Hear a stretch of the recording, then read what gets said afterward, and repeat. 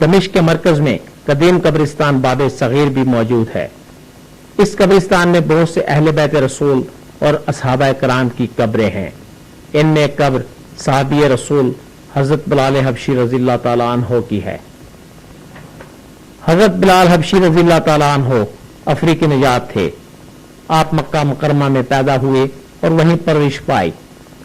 آپ بھی ان چند اصحابہ کرام میں سے ایک تھے جنہوں نے شروع میں اسلام قبول کیا۔ قبول اسلام کے بعد آپ نے کفار مکہ کی جانب سے ڈھائے جانے والے بہت سے ظلم اور سختیاں برداشت کیں، لیکن آپ کی زبان سے لفظ عہد عہد اور عہد نہ روکا جا سکا۔ ہجرت کے بعد جب نماز سے پہلے اذان دینے کا فیصلہ کیا گیا تو آپ مؤذن مقرر ہوئے۔ فتح مکہ کے بعد نبی اکرم حضور صلی اللہ علیہ وآلہ وسلم کے حکم سے آپ نے خانہ کعبہ کی چھت سے پہلی اذان دی۔ اللہ اکبر اللہ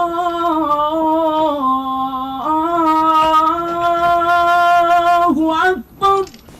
آپ نے حضور کے ساتھ تمام غزوات میں شرکت کی۔ حضور کی وفات کے بعد آپ پر رنج و غم کی شدید کیفیت طاری ہو گئی اور آپ نے اذان دینی ترک کر دی، جس کی وجہ یہ تھی کہ اذان دیتے وقت آپ پر رکت طاری ہو جاتی۔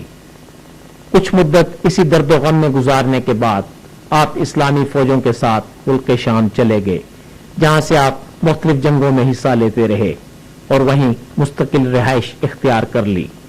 ایک مرتبہ آپ نے خواب میں نبی پاک حضور صلی اللہ علیہ وآلہ وسلم کی زیارت کی، جس میں دیکھا کہ وہ آپ کو یاد فرما رہے تھے۔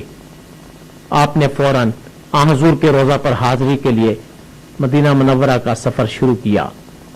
روضہ مبارک پر حاضری دینے کے بعد مدینہ منورہ میں حضرت امام حسن اور حضرت امام حسین علیہ السلام نے آپ سے اذان دینے کی فرمائش کی۔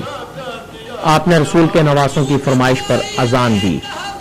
تاریخی کتابوں میں درج ہے کہ مدینہ کی فضاؤں میں آپ کی اذان کی آواز جہاں جہاں سنی گئی، تمام عورتوں اور مردوں کی آنکھیں دور نبوت کو یاد کر کے اشک بار تھیں۔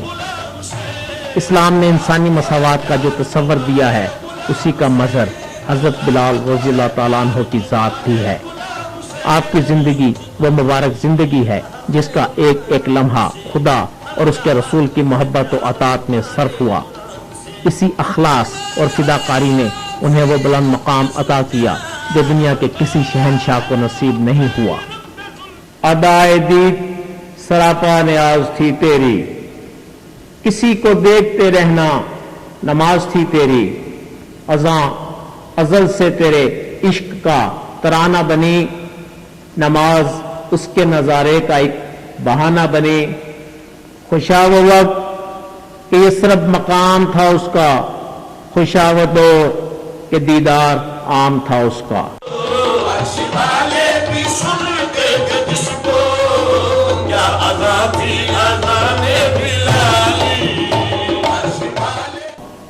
آپ کی وفات 20 ہجری میں ہوئی۔ جاوید کاظمی، پاکستان ٹیلی ویژن نیوز، قبرستان باب صغیر، دمشق۔